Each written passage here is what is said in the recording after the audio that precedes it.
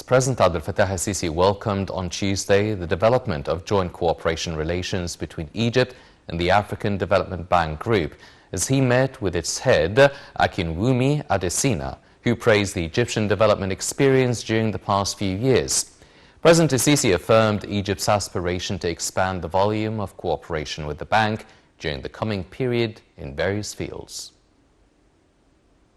President Abdel Fattah al-Sisi met with the head of the African Development Bank Group, Akinwumi Adesina, and his accompanying delegation on Tuesday.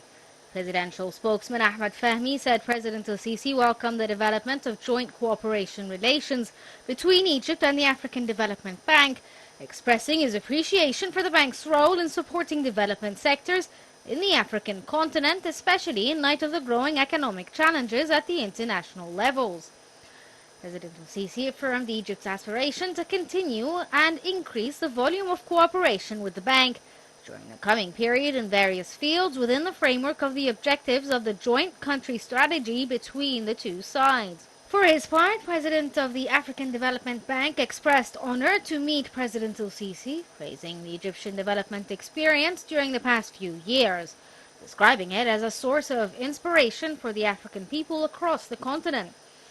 He added that the Egyptian people and their political leadership showed remarkable ability to rise rapidly and achieve goals in many development sectors, specifically in electricity, water treatment, and the slum residential areas.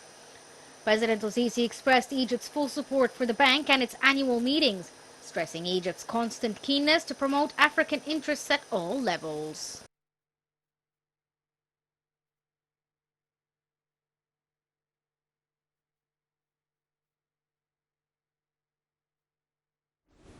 Head of the African Development Bank Group, Akinwumi Adesina, has given the following exclusive interview to Nile TV International. Egypt has put Africa as a first priority file in its work, in representing its causes, and in representing it in all forums. Egypt has prioritized the construction and the development to support the peace and security inside the continent, and that was very much reflected during its chairmanship to the African Union and the African Union Security Council. Definitely one of our main and most important partners is the African Development Bank. And today we have all the honor of having with us the president of the Africa Development Bank, Dr. Akinwumi Adesina. Thank you so much for being with us. Shukran, thank you. Welcome to Egypt, and as we understood that you've been meeting with the president this morning. Yes. So let me know more about the agenda of the talks. How did it go, and ways that you discussed in collaboration? Well, thank you very much. I'm always delighted to be in Egypt. You know, the last time I was here was in Sharm el-Sheikh during the COP27 meeting, which was an incredible success to see. So always a delight to be back to see the President al-Sisi. I was telling him today that I came to see him in 3 capacities. First, you know, I consider him to be a big brother for myself. You know, and so the second one, of course, is that he is a leader that I highly admire because of his vision, his tenacity, his ability to run things at scale that works, and I'm like that too. Of course, thirdly, as president of the African Development Bank, because we are hosting, we're actually going to be having you host us in Egypt for the Sharm el-Sheikh for the annual meetings of the African Development Bank. Well, the discussions with the president first was to thank him for the government of Egypt's acceptance to host this meeting, the annual meetings of the African Development Bank. Our annual meetings are a big deal. You know, we have people come from around the world.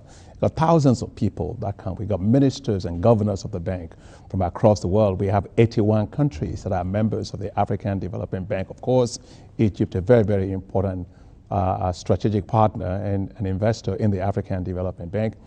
We have heads of state that will be coming, several heads of state that will be coming as well.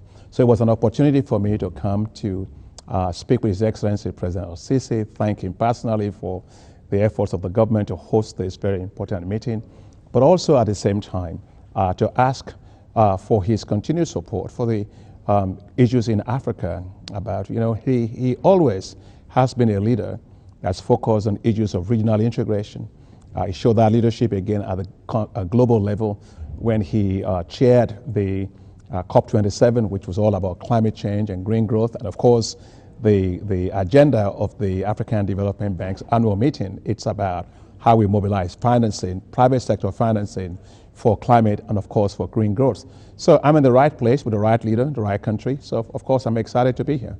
Indeed. You've been speaking about several points that were raised and were always raised during several meetings and summits that took place, starting with the Africa Summit that took place in 2018, that is even before Egypt assumed the presidency of the African Union. But let me here ask, there are many challenges, particularly at this very juncture of the history.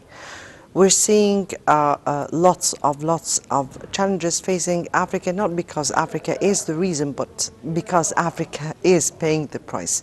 One of them is, of course, the supply chain or the Ukraine-Russia war. And definitely the African Bank has its own vision regarding such a challenge. What's the vision? Well, first and foremost is that the world is in a lot of chaos right now because of the war, Russia's war in Ukraine. And you've seen the impacts of that on Africa. First, in terms of high energy prices, you've seen it in the very high prices of wheat, of maize, of oil seeds, which are very, very high around the world. You've seen it in a very high rate in terms of the shipping costs, which has actually led to high inflation all around the world, and which also affects Egypt significantly because you import quite a lot of wheat, oilseed and maize, also from both Russia and also from Ukraine. You've also seen it in the very high prices of fertilizers from around the world because, in particular in Africa, because the countries couldn't get access to the fertilizers. And so my own approach always to anything development is a default approach and look at what you can do domestically. Okay, so immediately we saw these problems coming out of Ukraine and the impacts in terms of the prices, especially in terms of price of food, which was going to put Africa at a risk of food insecurity. The African Development Bank moved very, very speedily. We set up an Africa Emergency Food Production Facility of $1.5 billion, which is, we ran this in about 2 months. We were done with approving it. It was one of the fastest operations we've ever done. So I showed that we're actually quite responsive to that. And this facility is now supporting more than 34 countries to produce 38 million metric tons of food. That will be wheat, it will be rice, it will be oilseeds, it will be soybeans and all of that. And that will be valued at $12 billion.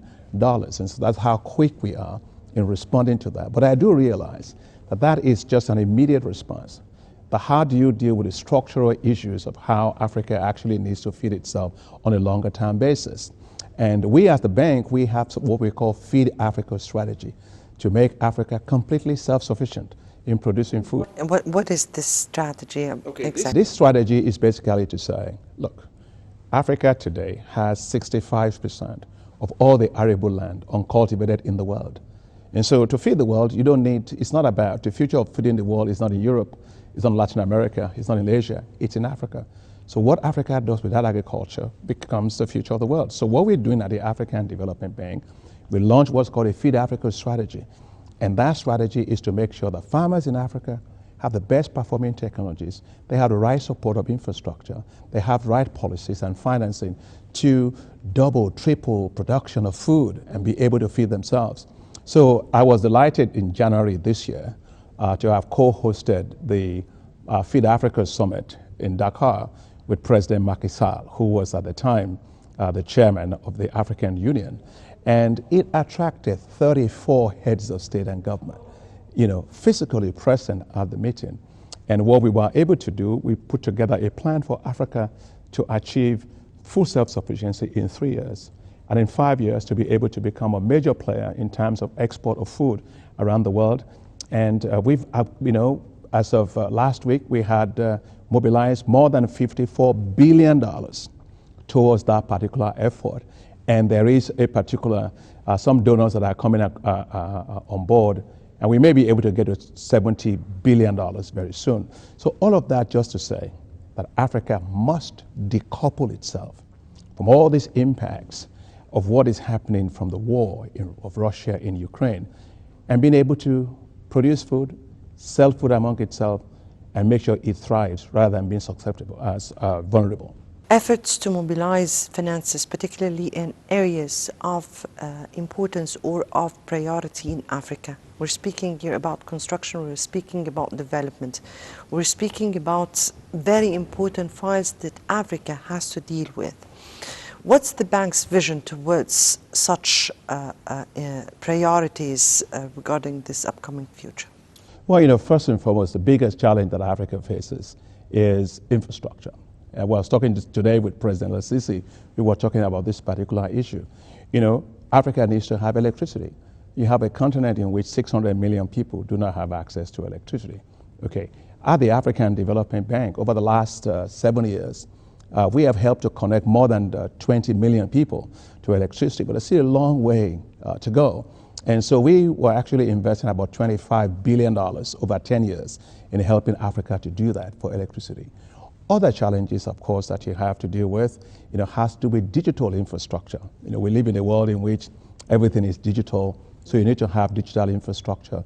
The bank has been investing heavily in digital infrastructure, submarine fiber optic cables, whether it's in East Africa, whether it's in the in Mali, Chad, all the way to the Mediterranean, or in Central Africa, to make sure we can reduce the cost of access to internet, so you can have greater amount of financial inclusion. It's a big part of what we do.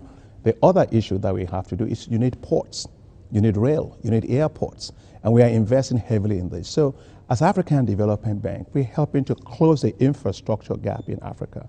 In the last 7 years, we have invested well over $44 billion just on infrastructure.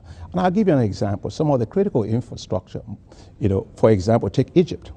In Egypt, we've invested in the water and sanitation infrastructure here. I'm most proud of what we've done with the Gamal Al Asaf water treatment plant here, which is providing treatment of sewage water to be able to do irrigation for more than 12 million people. We also have Abu Sawa water project here. That's again another project that is looking at water treatment. So both water and sanitation are very, very important. The Abu Rawash, I think, Abu Rawash is the name of the project, to be able to provide that. So infrastructure continues to be an area that we're investing heavily in. And we just launched an initiative called Alliance for Green Infrastructure in Africa, which is trying to green the entire infrastructure space in Africa, to bring in $10 billion to have green hydrogen, for example, to be able to green the entire transport infrastructure, to be able to also have electric batteries that can actually run cars and therefore decarbonize our economy. So we continue to invest massively on infrastructure. That infrastructure is very important, in particular, to have the Africa Continental Free Trade Area work. So infrastructure is like the backbone in your body. If you have it, you can sit up straight. If you don't, you can't. Infrastructure is vital, and we are taking it very seriously. As Egypt assumed this year at the steering committee of the NEPAD, and of course there is the African Free Trade Area Agreement, and definitely as one of the collaborators with Egypt and definitely the African continent at large, how do you view how to activate such agreements in order to serve the higher priorities for Africa? Well, first is, trading requires three things. First, you must have what you can trade in. So supporting increased productivity in critical sectors. I mentioned agriculture. Pharmaceutical products is another one. Automobile is another one. And several other sectors, oil, mineral, gas, and things like that. And so we are supporting critical sectors like that to be able to raise the productivity, and therefore you can trade things to trade with. Secondly, is being able to have the infrastructure for trading. So you got to be able to connect countries to themselves with ports, with rail, with digital infrastructure, and these are very, very important. So we are investing in those critical connectivity infrastructure. For example, transmitting power between one region where you have supply surplus to another area where you have deficit supply. So you have to be able to integrate your energy markets as one. The third part of trading is you need to be able to have financial payment systems that can allow you to trade. And so we ourselves, Afri-Exim Bank, for example, which is our partner also, making sure we can have digital payment systems that allow you to be able to trade. And finally is being able to make sure that trade is not just a question of big companies alone trading.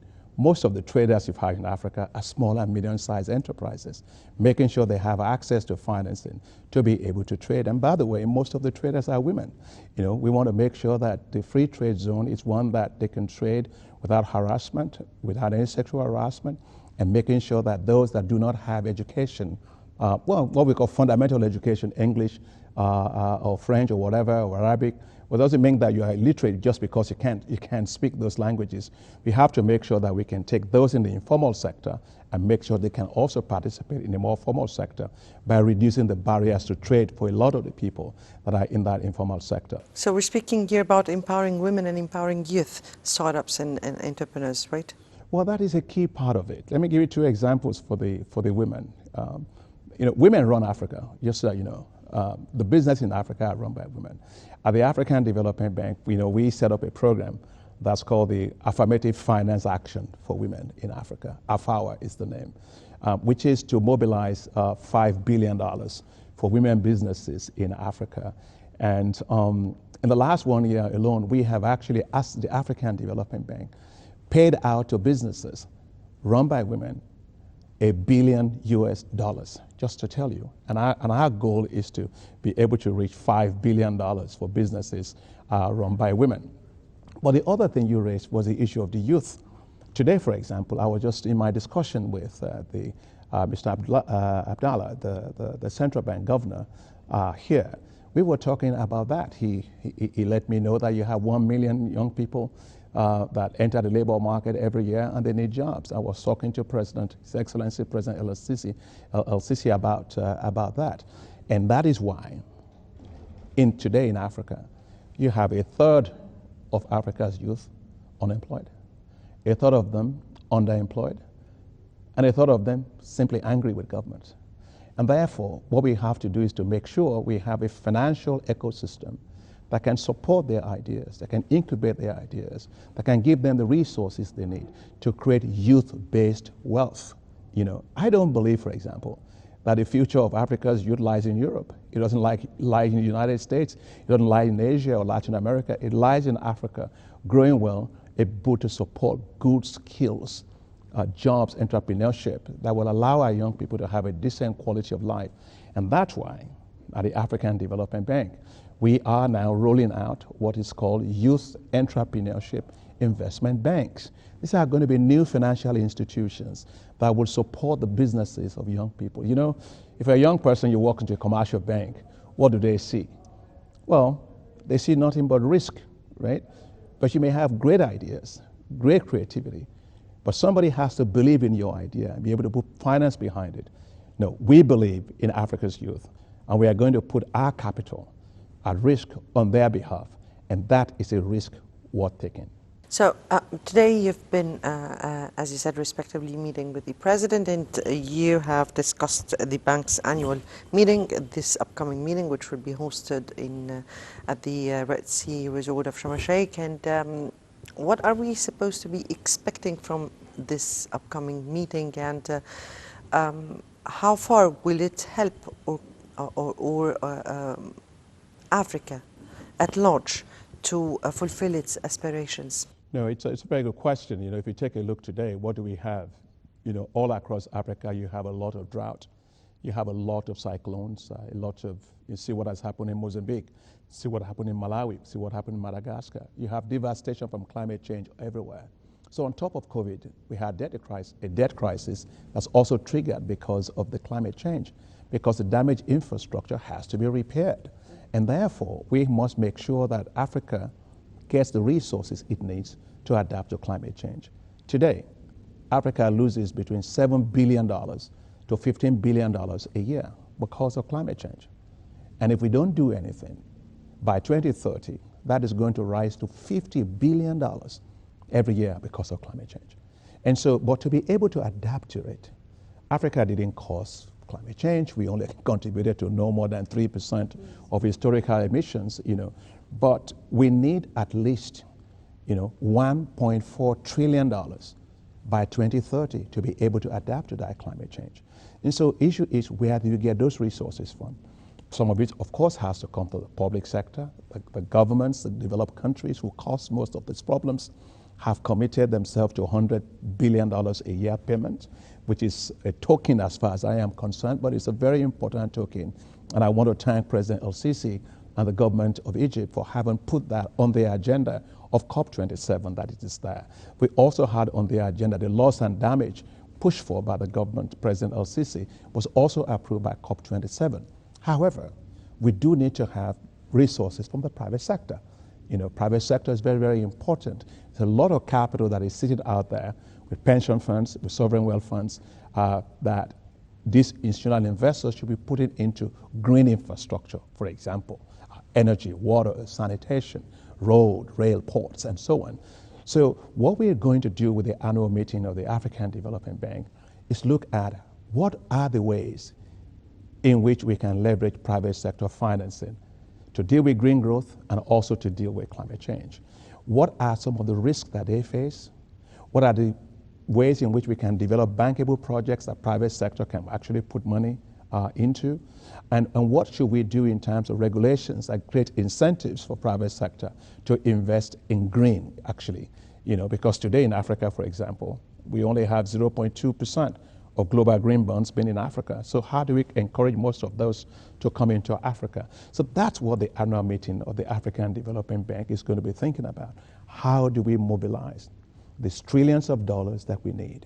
And how do we get smart from the public side to be able to leverage that? So I'm looking forward to it, and that's what we're going to be having a conversation about. What was the outcome of your meetings, particularly with the president, and particularly of what concerns this upcoming meeting? Well, first and foremost, the president, I want to thank President El-Sisi for accepting to host the meeting. He gave me the full assurance that this was going to be probably our best annual meeting ever. Egypt has actually hosted the annual meetings of the bank in the past. You hosted it in 1987. You hosted it in 1999. And President El-Sisi said it's going to be a fantastic time this year that we are hosting it. Second, I think the facilities that you have ready, I was assured, are fantastic. We saw it during COP27. I'm traveling to Sharm el-Sheikh tomorrow to go and meet with the governor of the South Sinai there to go and physically see those facilities.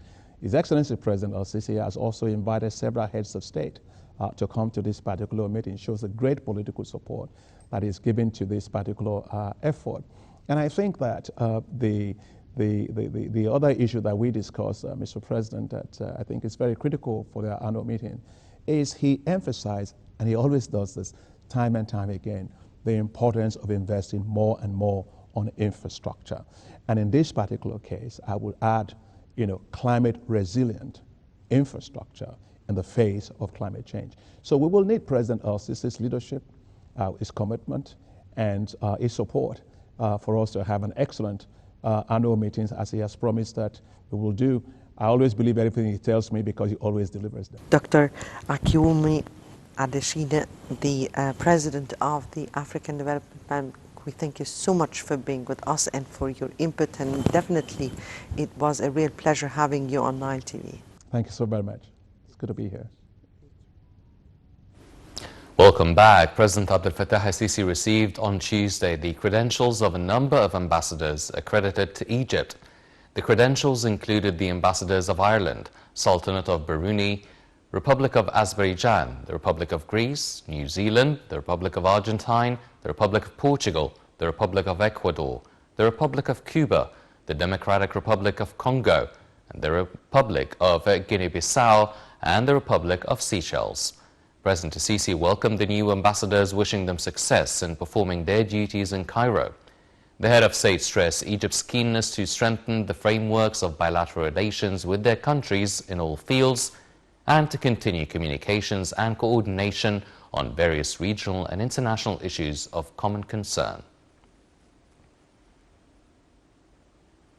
President Abdel Fattah al-Sisi held phone calls with the UAE Vice President Sheikh Mansour bin Zayed Al Nahyan, Abu Dhabi Deputy Ruler Sheikh Hazza bin Zayed Al Nahyan, Abu Dhabi Deputy Ruler Sheikh Tahnoon bin Zayed Al Nahyan, and Abu Dhabi Crown Prince Sheikh Khalid bin Mohammed bin Zayed Al Nahyan. Presidential spokesman Councillor Ahmed Fahmy said that President Sisi congratulated the Emirati leaders over the new leadership appointments, wishing them success in their new posts under the leadership of Emirati President Mohammed bin Zayed Al Nahyan. Earlier on Tuesday, President Sisi received a written message from President of the United Arab Emirates Sheikh Mohammed bin Zayed Al Nahyan, inviting him to participate in the COP28 World Climate Change Summit next December. This came as President Sisi met with the UAE ambassador to Egypt, Mariam Al-Kaabi, in the attendance of Foreign Minister Sameh Shukri. Presidential spokesman Ahmed Fahmy said that bin Zayed expressed the UAE keenness to enhance cooperation with Egypt and benefit from its experience in this field, especially in light of hosting COP27 last November.